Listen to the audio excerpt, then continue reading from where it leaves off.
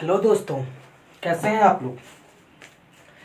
इसके previous video में मैंने पृष्ठीय क्षेत्रफल एवं आयतन के 13.2 का लगभग में सारे सवाल करा दिए थे, लेकिन फिर भी क्वेश्चन नंबर 7 और क्वेश्चन नंबर 8 बच गया था। तो मैं इस वीडियो में आपके पृष्ठीय क्षेत्रफल एवं आयतन का क्वेश्चन नंबर 7 और क्वेश्चन नंबर 8 करवाऊँगा, और बाकी जो चैप्टर है इसके मैं अगले वीडियो में करवा दूँगा। तो देखिएगा, हम आज करवाएंगे क्वेश्चन नंबर 7, क्वेश्चन नंबर 8 इस वीडियो में। बाकी अगले वीडियो में 13.3 के बाकी सवाल होंगे, ताकि आप लोगों को पढ़ने में कोई परेशानी ना हो। तो क्वेश्चन नंबर 7 आपके स्क्रीन पे फ्लैश हो गया होगा, आप उस क्वेश्चन को पढ़िए एक बार।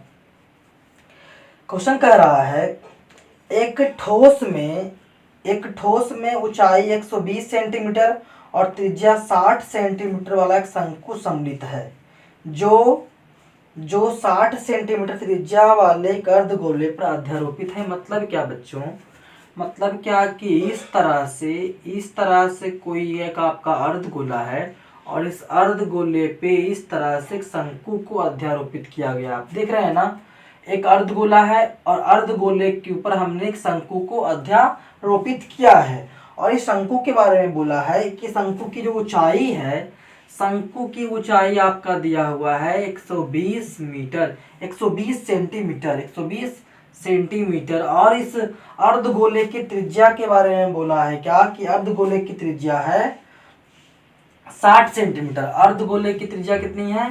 60 सेंटीमीटर। अर्धगोले की त्रिज्या है 60 सेंटीमीटर। इस ठोस को पानी से भरे हुए लंब वृत्तीय बेलन में इस प्रकार सीधा डाल दिया जाता है कि बेलन की तली को स्पर्श करे। मतलब क्या इसी ठोस को एक बेलनाकार भाग में इंसर्ट करते हैं। मतलब कि इस ठोस को एक इस तरह से बेलनाकार, मान लीजिए कि केन एक टाइप का है, केन है, और केन में हमने इसको पकड़ा और डाल दिया। ठीक है, तो हम अलग से बना रहे हैं बेलनाकार भाग कि अगर ये वो वाला बेलनाकार भाग है जिसमें इसको डाला गया है, जिसमें इसको क्या करते हैं, इस तरह से उठा करके डाल देते हैं। ठीक है, ताकि जो इसका तली है वो इसको टच करे, इसका तली इसको टच करे। इस प्रकार से सवाल में कह रहा है क्या कि इस प्रकार डालते हैं कि इसका तली टच करे। और बेलन की त्रिज्या दी हुई है, बेलन की त्रिज्या दी हुई है 60 सेंटीमीटर। कितनी हुई है? 60 सेंटीमीटर। मतलब क्या कि दोनों का त्रिज्या सेम है। अगर इसको हम आर मानेंगे तो इसको ही हम आर मान लेते हैं, क्योंकि दोनों का मान इक्वल है, दोनों का वैल्यू इक्वल है।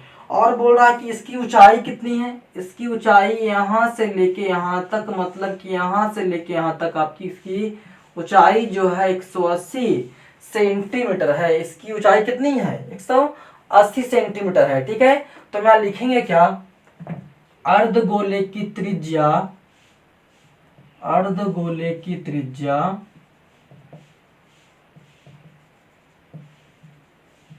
आर बराबर, अर्धगोले की त्रिज्या आर बराबर बेलनाकार भाग की त्रिज्या बराबर बेलनाकार बर्तन, बोलेंगे बेलनाकार बर्तन की त्रिज्या, बेलनाकार बर्तन की त्रिज्या। दोनों की त्रिज्या हमने आर माना है। क्यों? क्योंकि दोनों का त्रिज्या जो है वो सेम है। कितना है? 60 सेंटीमीटर। कितना है? 60 सेंटीमीटर।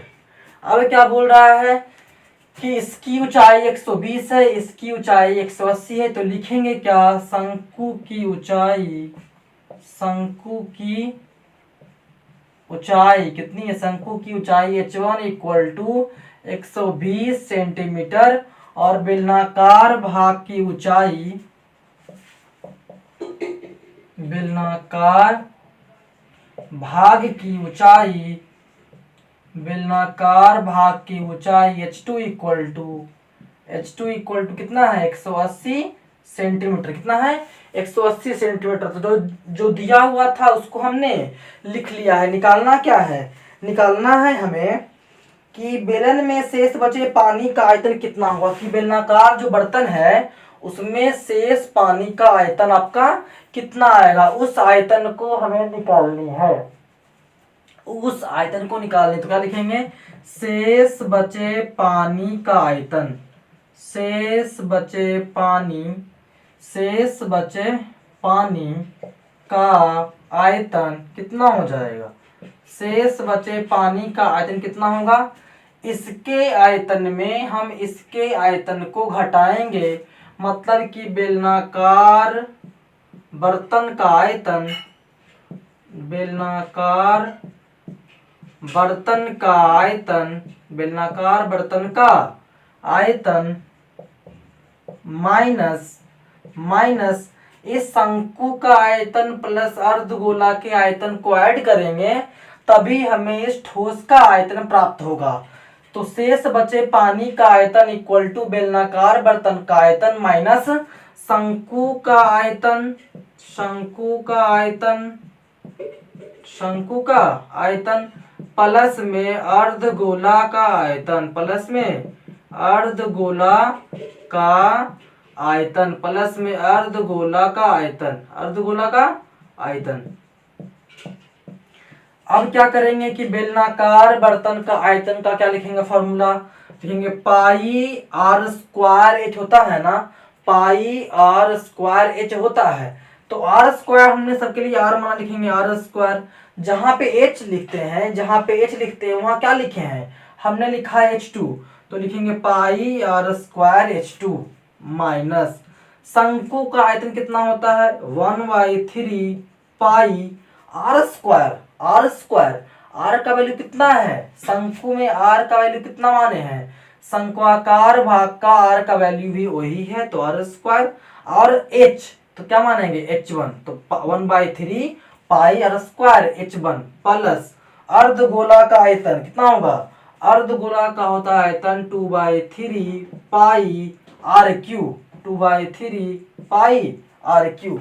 अब क्या करेंगे, हम इसको कैलकुलेट करेंगे, लेकिन उससे पहले क्या कि pi r square, pi r square, pi r square हमें तीनों में कॉमन दिख रहा है, तो हम क्या करेंगे पाई आर स्क्वायर को बाहर निकाल लेंगे, पाई आर स्क्वायर को बाहर निकाल लेंगे, तो पाई आर स्क्वायर चला गया बाहर, बच गया यहाँ पे क्या, यहाँ बच गया H2 माइनस देंगे माइनस 1/3 क्या बच गया 1/3 आर स्क्वायर चला गया, क्या बच गया यहाँ पे H1 1/3 H1, फिर क्या है बचा हुआ प्लस 2/3 बचा हुआ है, तो 2/3 और जो आर क्यू है, जहाँ पे आर क्यू है वहाँ पे क्या करेंगे, जहाँ पे आर क्यू है वहाँ पे हम वैल्यू रख देंगे, आर क्यू में आर स्क्वायर आ गया है बाहर, बच गया है आर। अब क्या करेंगे हम पाई आर स्क्वायर में पाई का वैल्यू रखेंगे, आर स्क्वायर का वैल्यू रखेंगे, सबका वैल्यू रख के इसको हम सॉल्व करेंगे, ठीक है। अब आर का वैल्यू, पाई का वैल्यू इसमें अलग से रखने के लिए कुछ नहीं बोल रहा है, मतलब कि पाई का वैल्यू हमने 22/7 ही लेनी है, तो 22/7। आर कितना है, आर है 60 गुना 60, मतलब कि आर स्क्वायर। H2 कितना है, H2 हमने माना है 180 सेंटीमीटर, माइनस प्लस माइनस तो 1/3 हो जाएगा। H1 का वैल्यू कितना है, H1 का वैल्यू है आपका 120 सेंटीमीटर, कितना है 120 centimetre, minus plus minus 2/3। R का वैल्यू कितना है, आर का वैल्यू है आपका 60, कितना है 60। क्या करेंगे अब हम यहाँ पे वैल्यूज को पुट करेंगे, अब हम यहाँ पे वैल्यूज को पुट करेंगे, पुट कर दिए सब करेंगे इसको, 22/7 तो रहेगा ही रहेगा, इंटू 60, ठीक है। अब क्या करेंगे इसको कैलकुलेट करेंगे, तो 180 माइनस 340 जा 120, 320 जा बितिया 60, 20 यहाँ हो गया, तो क्या आ गया 180 माइनस 40 माइनस 40, 180 माइनस 40 माइनस 40। अब क्या करेंगे 22/7 गुना 60 गुना 60 गुना में 100 कैसे हो जाएगा, 180 में 80 चला गया, कैसे माइनस माइनस प्लस, मतलब 180 में हमने 80 कर लिया माइनस, तो कितना बच गया यहाँ बच गया है 100, तो 22/7 इंटू 60 इंटू 100। अगर हम चाहे तो कैलकुलेशन के लिहाज से 22/7 को 3.14 भी लिखे तो कोई दिक्कत नहीं था, ठीक है ना। जहाँ पे आपने 22 बटा 7 लिया है, वहां पे आप 3.14 भी कर लेंगे तो कोई दिक्कत नहीं होगा। हमने चेंज क्यों किया? क्योंकि हम चाह रहे थे कि आप देखें कि अगर इस तरह का इजी कैलकुलेशन हो तो 22/7 को ना लेकर के 3.14 भी ले सकते हैं। अब यहाँ पे कैलकुलेशन इजी कैसे हो गया?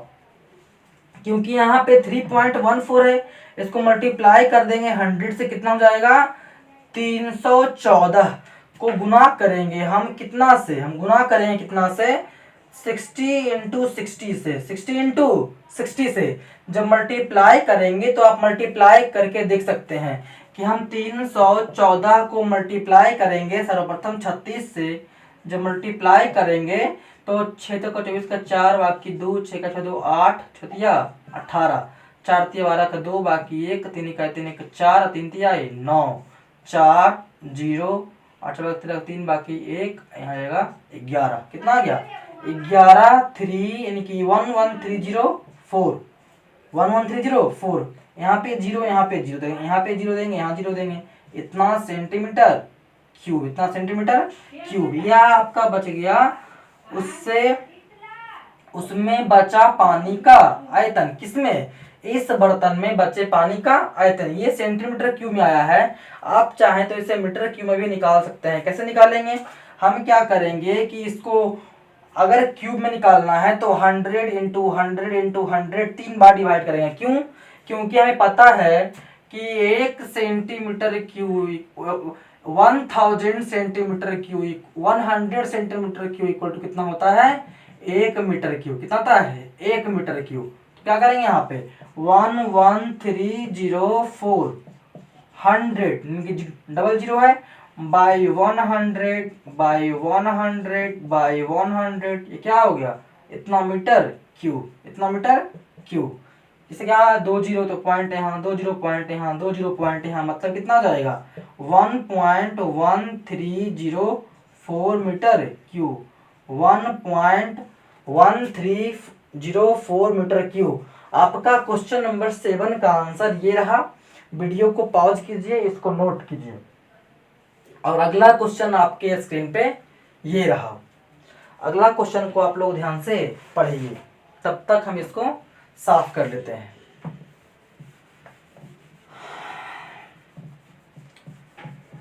एक बार बस आप लोग ध्यान से समझने का प्रयास कीजिए, बाकी सब बेहतर है।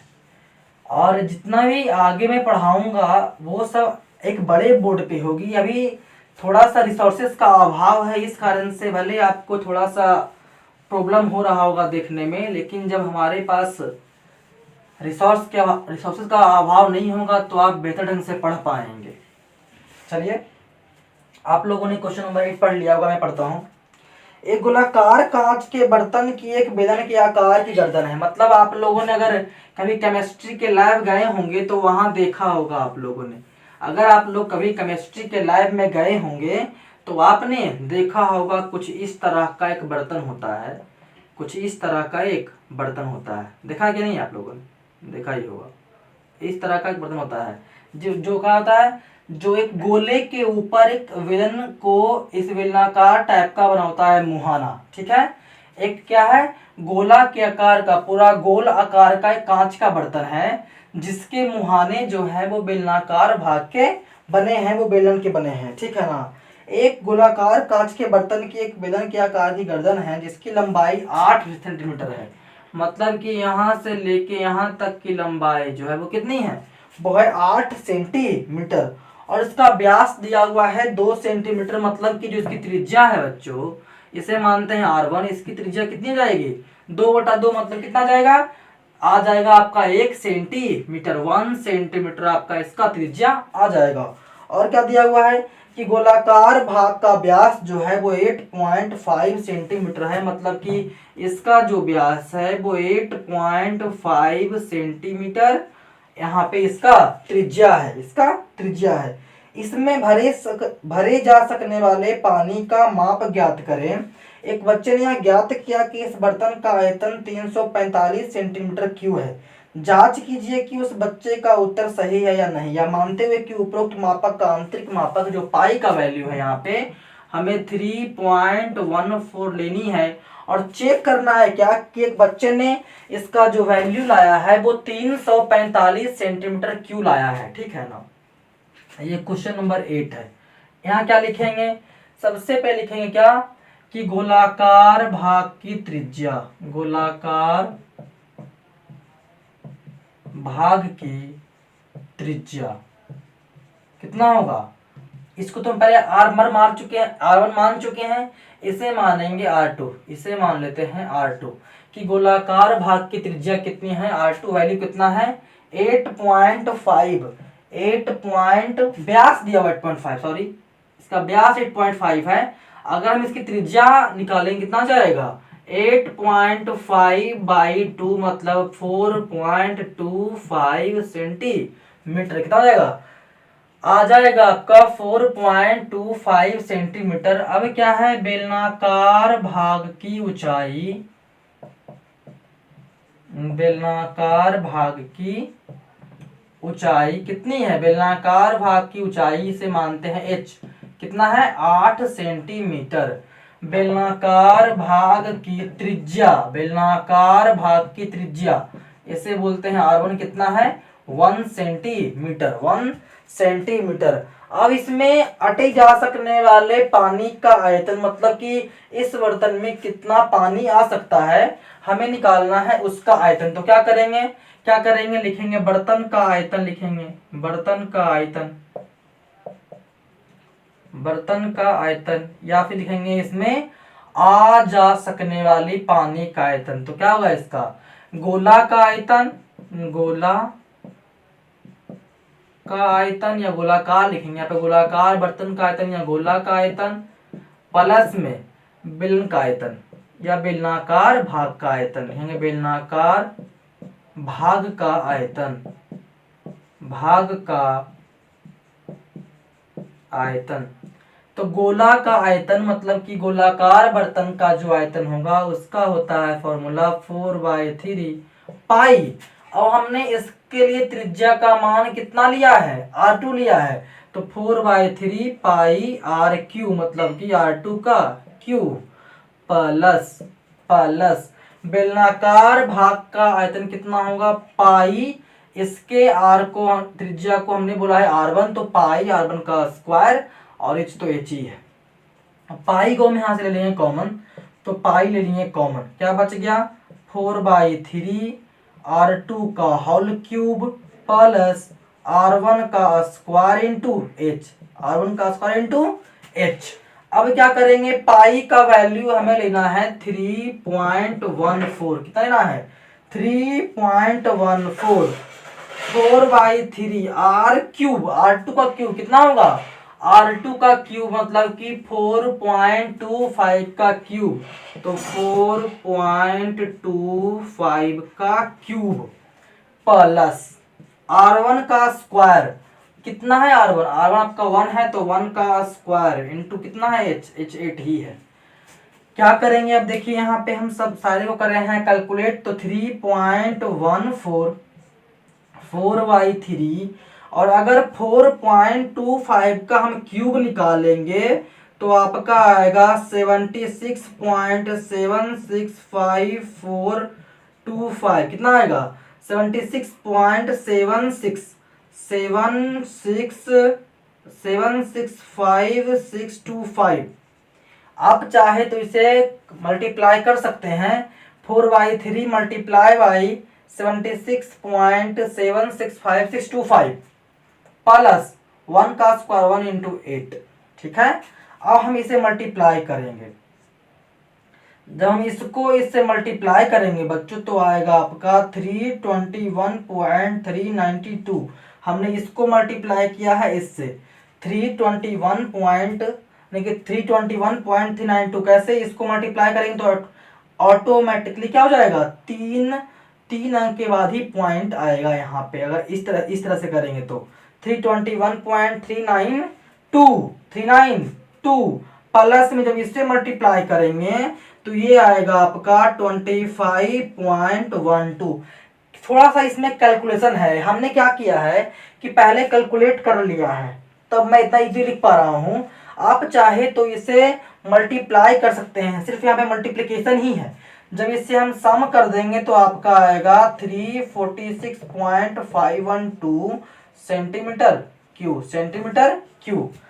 हमने इसे कैलकुलेट किया, कितना आया है 346.512, लेकिन बोला गया था क्या कि आंसर जो ही बच्चा है वो कितना आ रहा है 345 सेंटीमीटर क्यूब, जो कि क्या हो गया, रॉन्ग हो गया। मतलब लिखेंगे क्या, अतः प्राप्त किया गया उत्तर गलत था। अतः प्राप्त किया